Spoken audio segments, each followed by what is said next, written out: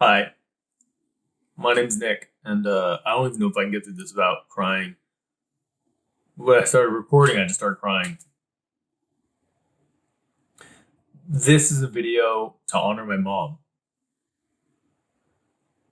About a year ago, tomorrow, she passed away from pancreatic cancer. And if you've ever been affected by this or any kind of cancer and had to watch a loved one go through that, I'm sorry. My mom,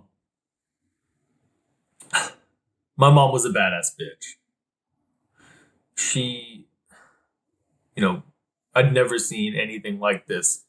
And I don't know if her doctors ever did either. Um, a little backstory: my mom lived with me for about 3 years, and she was a pain in my ass in a lot of ways. And she was the best mom to live with. To live with, she had fun. She always wanted to be a good mom, and she always wanted to do good things for me. When she lived with me, uh, she couldn't cook worth a damn, but sometimes she would put together a little something, and she liked doing my laundry. And so, if you're a guy who's ever had your mom live with you and wants to do your laundry, let him do it. She loved doing it. For her, it was a labor of love. And so, March of 2019, she got diagnosed. She had a bad, her back hurt, and we took to the ER. And my mom, mind you, just to be honest, my mom was on a bunch of painkillers already. And when I took her to the ER, they looked at her back and said, basically within an hour, diagnosed her with a stage 4 pancreatic cancer. And she thought it was a bad back. She already had a bad back. She just thought it was getting worse. And she complained about it for, I don't know, a month, maybe 2 weeks to a month. And finally, pain got so bad because she hated the ER. She hated going to the ER. That so bad that I took her, and I kind of talked her into it. And so we go to the ER, and that's when she get diagnosed with pancreatic cancer. And the world never the same. It took 6 months for her to pass. It took 6 solid months of hell. Absolute hell. And I'm sorry, once again, I'm sorry if you've ever had to go through this. But I'm going to go through it. And I'm going to talk about this. And I'm going to do this, because in honor of her and anybody who else may have gone through this. And if I cry, fuck it. And, we proceed to go through this journey. And, the whole time she tried to keep a positive face. And, my job, once this happened, I figured out my job, my mission was to make this process go as smooth as I could ever do for her. And whatever she wanted to do, I was going to do it. If she wanted to fight it, we were going to fight it. If we weren't, we weren't. But I was down to ride. I was down to do whatever she wanted, because that's what she deserved. And so, she decided to fight it. And she decided to make things last as long as she could. I think maybe she wanted the painkillers, but, that's neither here nor there. She was, mind you, this woman, I'll try to show you a picture of her, was 120 pounds when she got diagnosed and took enough, painkillers to help take down a horse. There were doctors the whole time. Doctors were scared of the amount of painkillers she could take. And I don't want to bore you with the list, but it was very, very, these are very restrictive drugs that people are scared of. But she was a monster. She was a 120-pound monster. And pancreatic cancer was, another monster. She wanted to make it a ride. She wanted to make it the best ride she could.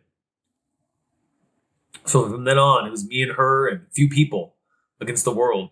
Going to doctors, going to specialists to see what the process was going to be. And I'll never forget, when the doctor said, you have stage 4 pancreatic cancer, you don't have long, I don't know how much you have, what are we going to do?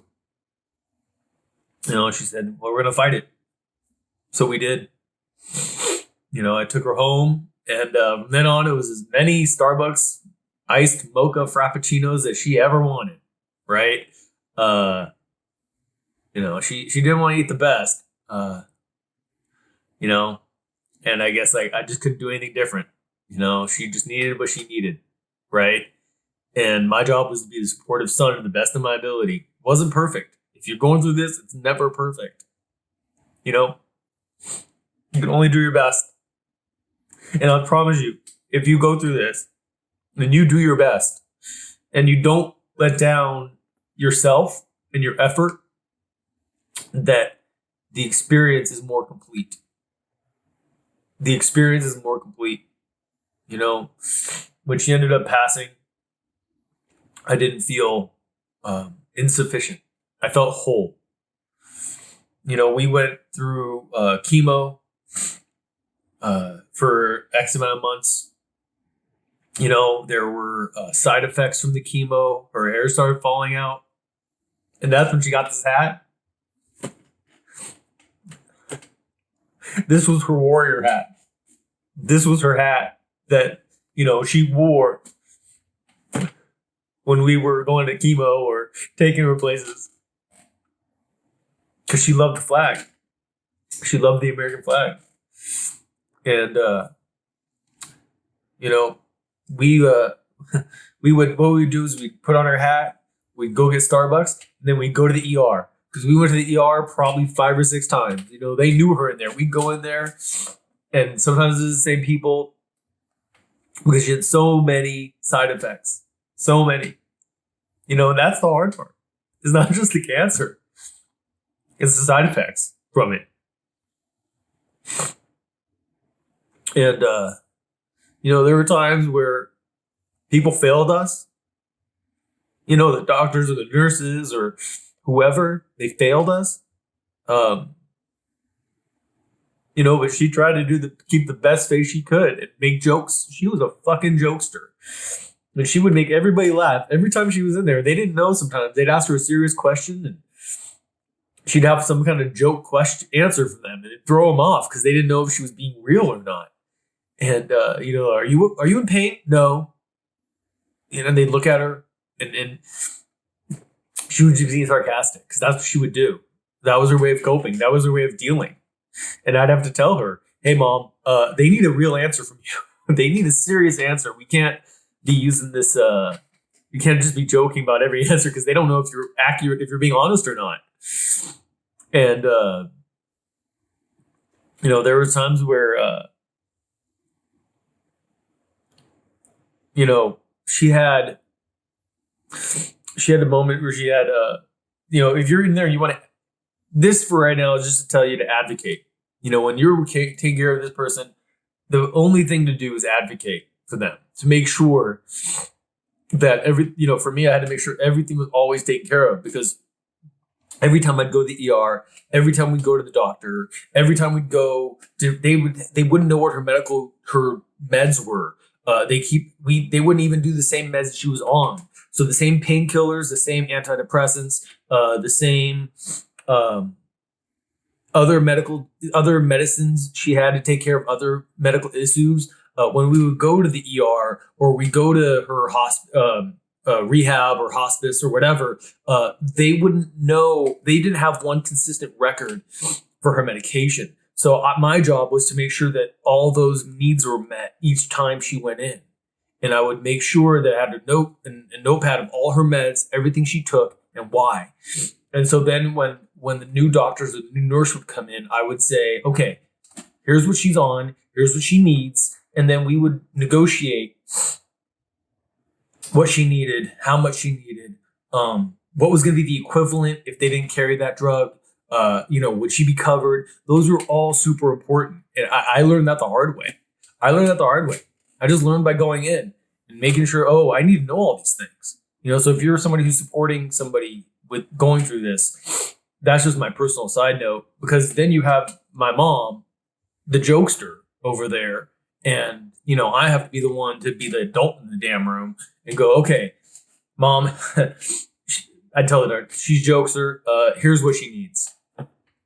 And it was okay. It was taken care of, because once again, my mission was to make sure she was taken care of. Once again, anytime she needed a mocha frappuccino or something, we got it. So here's a story that's really important to me, and it may be important to you. And she when I call her a badass bitch, this is why. So we were, when you have pancreatic cancer, your body starts to fill up with fluid, and or hers did. Let me clarify that. And we had to go get a drain in her to drain out the fluid regularly, and nurses would come in to do that. And at one point, it got so bad, and they gave us a drain to do it at home. And my mom really didn't want to. She did not want to do it, but she left. The doctor talked her into it. They said it was a great idea, but she did not want to do it at home. We were going in to get her drained. Well, when they put in that drain so we could do it at home, it got infected, and her behavior got erratic, and I didn't realize what was happening. And she was telling me how much it hurt, and we thought it was just the injection, the point of where they put the tube. No, it was the pain from the infection. So what do? I ended up calling 911 because the nurse came, and when the nurse saw it, she would go, "Oh, it'll be okay." No, she was going into sepsis shock, and I had to call 911. They came and got her, rushed her to the ER. In sepsis shock, she ended up in. Mind you, this is maybe 3 or 4 months in to pancreatic cancer, already bad enough, and now she's in the ER, and then with going near death more than ever. And I'll never forget. She was delusional, and so she was not seeing things right. And I had to remember that, I have to be the level-headed, sane person in the room. I'm not always that person. I am a little bit of a wild card sometimes, but I had to do it and be principled and ethical and respectful when talking to the doctors and all the people involved, because once again, somebody had to have a level head. And she went from the ER to the ICU, and I found it very important to make sure that I treated the nurses, the doctors, everybody involved, find out who they were, their name, make sure that I was treating them respectfully but clearly and strong. I found the most important attribute when dealing and walking somebody through this is making sure that I have a clear, concise, confident, and kind voice.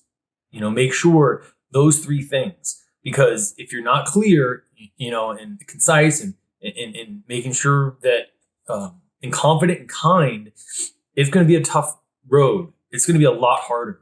And that kindness goes a long way when it comes to working with these medical professionals who've been dealing with the hardest of the hard for a very long time. They deal with these things every day. And, we who don't are kind of in their world. And so I made sure that I would always try to have a kind word with them, try to, and that way maybe they treat my mom better, but I also had to make sure, find out how they're treating my mom, come in randomly, come visit them at random times so that it wasn't always the same person, different people. How's this person treating you? How's that person treating you? Those sort of things. And sometimes, to be honest, my mom, when she was in sepsis shock, she was delusional. She was delusional for, I don't know how, like 48 hours. And she fell out of the bed. She jumped out of bed. She was known as. Some people don't like being called a fall risk. I guess my mom was one of them. So everywhere we go, they'd see in her chart, "Oh, I see you're a fall risk," and she'd go, "No, I'm not." And so it was confusing because she for some reason in her head didn't think she was a fall risk, but everywhere she goes, she'd somehow hit the dirt. She'd somehow fall out of bed, and that was really important. By the way, being a fall risk, I learned, is real, is valid, and is important to pay attention to. Very important to pay attention to. But my mom, she's plugged ahead. She after fucking sepsis, she goes to rehab, and she lived through sepsis shock with stage 4 pancreatic cancer, and she would still crack jokes. Now, mind you, if her meds were off, she was not happy, and I had to learn to make sure that whatever her meds were staying consistent throughout this whole thing. That way, she was happier. But we took her to rehab, to physical rehab, to get to get her better after sepsis. And once again, go from hospital to rehab, and different doctors, different nurses, and I had to make sure and try to make sure that they have the same meds for her, because if not, she's not going to react well. It's going to be a pain in the ass. And this was the consistent thing I'd find, the most important piece of it, of what I learned going through this with her. But there were times where I'd come see her, and she'd go, "What are you up to tonight, Nick?" And I go, "Well, nothing really. It's all good." She's like, "I want, no." She would know it's like Wednesday or Friday night when I'd usually get together with my friends or something. And she'd go, "No, you know what? I want you to go have fun with your friends. Go. I'm okay here. Go. I want you to go have fun with your friends." And I had to go do that. And she knew it. And if you're in this situation, once again, honor them. She wanted me to be happy. She wanted me to enjoy something. Because in that old situation, it is hard to enjoy anything. It is really hard to enjoy anything when going through cancer with somebody. It's one of the worst things ever. I'll never forget it. But it was worth it. And she wanted me to enjoy life a little bit. When she was in rehab, when she was in this physical rehab after sepsis, I ended up renting like a 3-wheel motorcycle thing just to get away, just to go, clear my head. And, I took it by the rehab, and I parked it in front, made it look super cool, and brought it out for her to come look at, in her little walker. She would be everywhere with her little walker and fighting, just fighting to do something. And so I brought her out to see the cool 3-wheel motorcycle I saw or I rented. And she was so happy. She was so happy to see it. She was happy, I was happy, and I was going to enjoy something. And her dying in a facility, nursing place, she wanted to see me happy, to make her happy. And that's a gift. That's the gift of love. My mom had that love. It wasn't perfect. She was a pain in my ass, but I loved her. I always tell people she's a pain in my ass, and I love her. And that was the truth. That was the absolute truth. And so one day, we had a medical meeting for her to go home, and so from the facility, so we all meet up, and my mom's on her walker. She looks okay to me, and the doctors and the nurses say she's okay to go home. Hey, okay, all right. It's Wednesday. This day was Wednesday, and I said, okay, well, I'll pick you up Friday, take you home. All right, sounds good. So on Friday, I come in and I pick her up. I get her a nice little pink, comfortable chair, thing for my car because she liked pink and she like fuck sometimes she liked pink. And I bought her this pink chair for this comfort pad for the car and for her couch. And she was excited to go home to her couch to watch TV because she wanted to do anything. She didn't want to do anything more than just go home and be home and watch TV. So I take her and I bring her home and I end up walking her to the front into the door and she has her walker and I open the door in front of her because she's walking okay in the walker and I open the door, I get inside, she puts the walker in the house and I turn around and she puts one foot in, puts one second foot in the house, and she couldn't support her weight. And her legs buckle under her. And I'll never forget, in slow motion, like in movies, I see her just fall backwards. She falls backwards. She slams her head on the concrete. She fucking, wearing this exact hat. And slams her head on the concrete. And I freak out, I'm like, Mom. I get down on my knees and I'm thinking it's over. And she looks at me and she goes, she's like, she says, I said, you okay? She goes, just get me in the house. I don't want people seeing me like this. She's not a fall risk, though. She's not a fall risk. Don't forget that.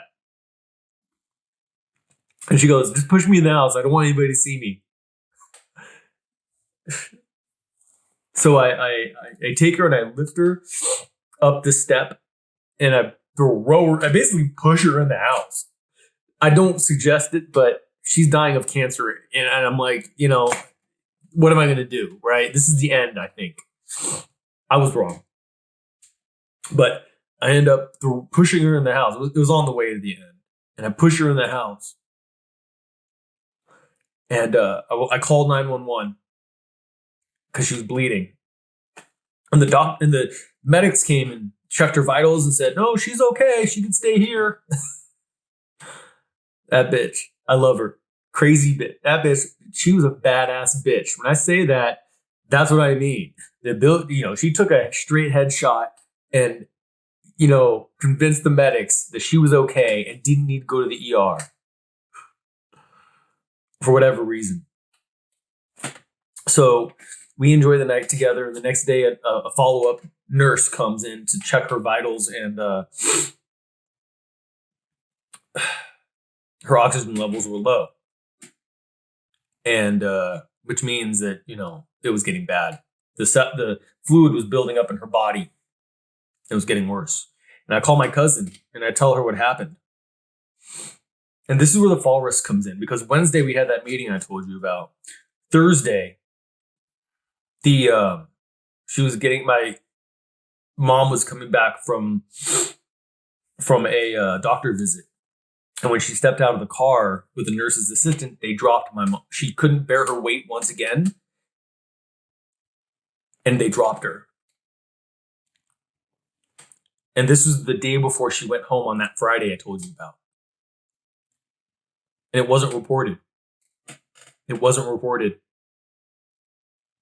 My mom didn't want to tell anybody that she fell. And neither did the nurse that helped her. And I understand that. The nurse didn't want to get in trouble. My mom didn't want the nurse to get in trouble because she liked her. But my mom should not have gone home. She fell, and then the next day I pick her up and take her home, and she falls and hits her head. But I didn't know. All I know is I saw her on her walker, and they had assessed her that she was okay. I didn't realize the importance of her labeled a fall risk. I didn't realize it. And my mom, she didn't give a shit. Excuse my cussing. She didn't care. She was bad. Once again, she was a badass. She was like, no, I'm good. I ain't no fall risk. But, she goes to the ER again, once again, right? And in the hospital, they then say it's time for her to go into hospice.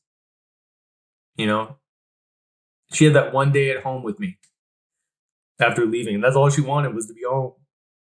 And I couldn't take her because I couldn't take care of her the way she deserved, and she wanted to be home, but I couldn't do it. So we took her to hospice at the same place that dropped her. The same place that dropped her, we took her because she liked the nurses there. And that was one nurse who messed up, but you know what I learned? Once again, confidence, clear, concise, and kind to the best of my ability. So when we got there, I made sure that they knew that she was going to have the best care they had. The same nurses were going to take care of her. They weren't going to F up, and they're lucky I'm not doing anything. And they were very lucky that I was going to have mercy on them to take care of my mom. My mom was already going to pass, but she did not deserve that. Her fall was on them. But you know what? My mom wanted to be there, and she was going to pass anyways.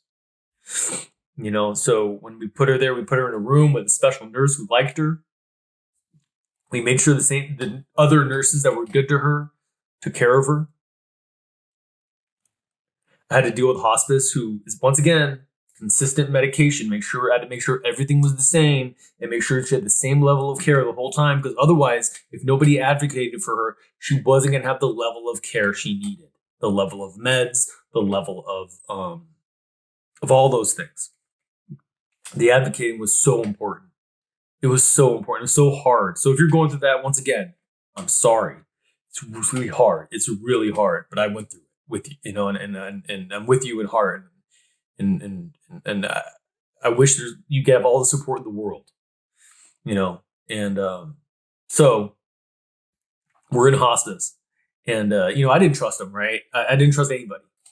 And people, in my opinion, people were just being nice to me or my mom because they had to be, right? That was my perception. And so I show up one day. There's a nurse taking care of my mom, and her and my mom had the same nail colors. And I said to my mom, I looked at him and she goes, "Look, my nails." And my mom had gotten her toenails done maybe 2 weeks earlier for her birthday, something like that. Maybe a month earlier. But either way, she got her nails done a certain specific pink, and she was so proud of her nails. When we put her in a hospice, she had her feet out, and she was like, she said, "Look at my nails," and she's like, "Aren't they cute?" And I go, "Yes, Mom, they're cute." And her nurse had the same color nails. And her nurse said, and it was funny, she said, "I got these colors for you." And I guess she saw the nail color, my mom's nail color on her feet, and said, "I like that." And ended up getting the same colors. And that was one of those moments where I go, okay, this nurse does care. This person does care and want to help my mom. And it was true. She would go out of her way to make sure my mom was comfortable when we had to move her, do stuff with her. Having those people was so important. Granted, all the bad stuff I told you about, all the horrible hell, all the stuff that we went through, having those few kind people who were there, who I saw were authentically there and caring, meant the world to me. And I valued and treasured them. And that was the importance of being clear-headed and present for all of it. Because in those dying days, to have those people there on your side and be and maybe, hopefully, as a result of being kind and confident, that will help the care, right? So one day, the most kind thing I've ever heard in my life. My mom's in hospice. She's 4 days out or something from passing, and I'll never forget. I go inside and I see her, and I said, I looked at her and her legs weren't working. And I said to her, "Hey, Mom, what's up?" She said, "Not me." Once again, she was a jokester to death. And I said, "I know." And then she said, she looked at her legs and she said, "My legs aren't working." And I said, "I know," because she was, and she was bad as closer and closer, her body stopped working. And she said, and I said, "What's on your mind?" I looked at her. She goes, "My legs aren't working." And I said, "I know." And then she goes, I said, "What are you thinking?" Because I could see her head spinning. I could see it. I could see the mouse on. I could see her thinking. And I said, "What's on your mind?" And she goes, "My legs may not work, but I'm still trying to figure out how to protect you."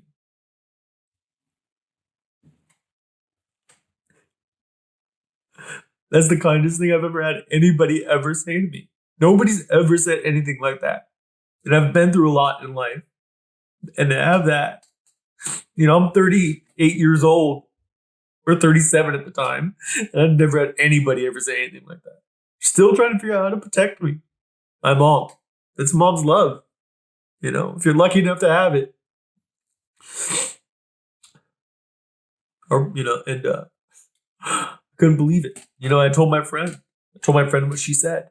And my best friend, her name is Jessie, my best friend said, you tell her I have your back. And those are priceless relationships. If you have those relationships, you're lucky. But, cherish them. Don't let them go. The best you can. Be that kind, loving, respectful person. Because, I got to experience time with my mom until she passed. I got to lay next to her bed. I made a bed on the floor next to her bed in the hospice. And this was the rehab, but in the nursing, I made a bed, slept next to her because, I wanted to be there for her. When the hospice people came in and out, I was there. And when you just go through those final processes, I got to be there and hold her hand. And it's amazing, they say that when people are going through hospice, that they're aware of what's happening. And even if they're not moving or talking, they're aware. And I don't know if I believe it. I'm not the type to believe blind faith things.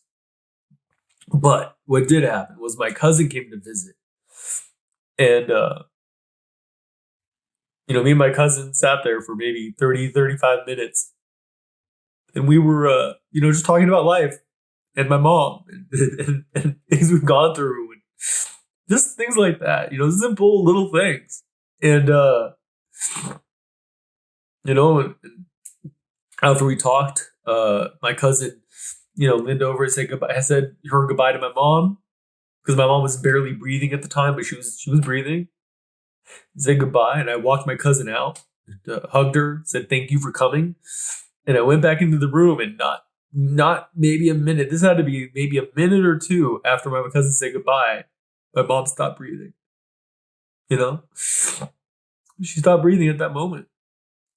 And I don't know, I don't know if she could hear me and my cousin talking. I don't know what she was waiting for, but the very fact that my cousin came and we got to say our final goodbyes, and it wasn't planned that this was me the goodbye. No, this was the minute my cousin left, she passed. And maybe she was there, like they say. And,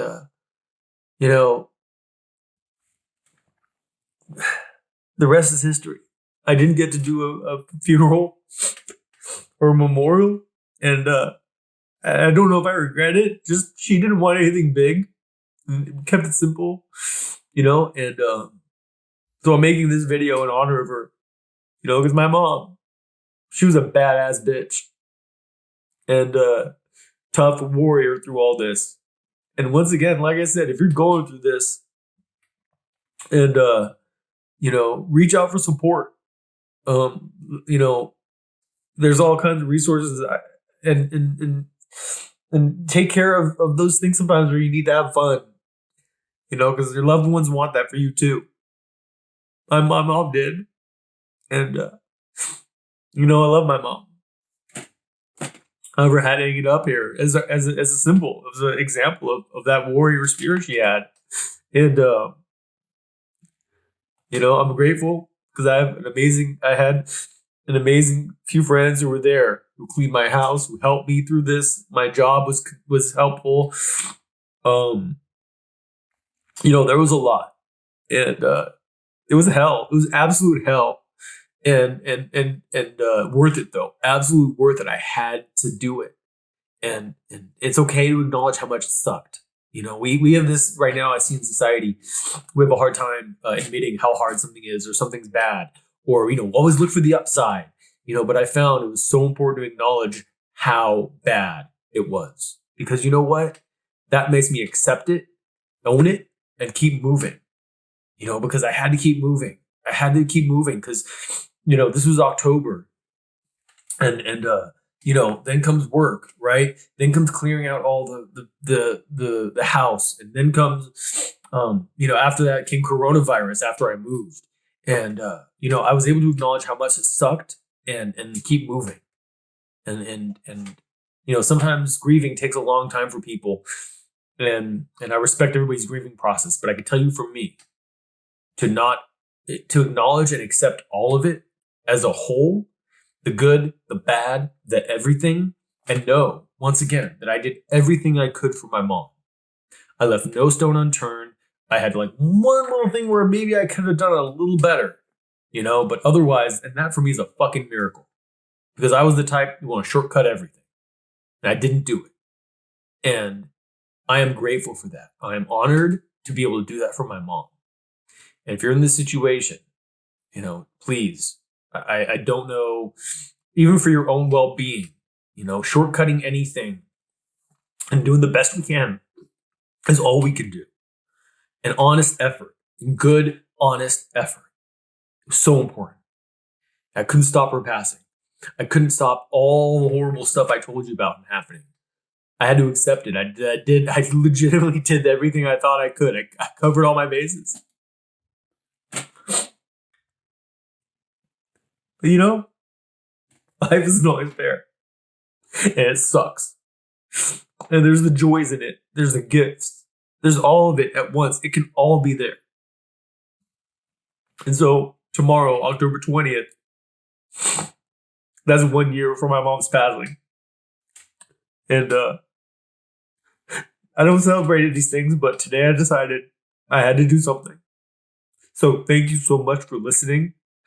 I appreciate your time. And if there's anything that comes out of this, I hope you get to help another person.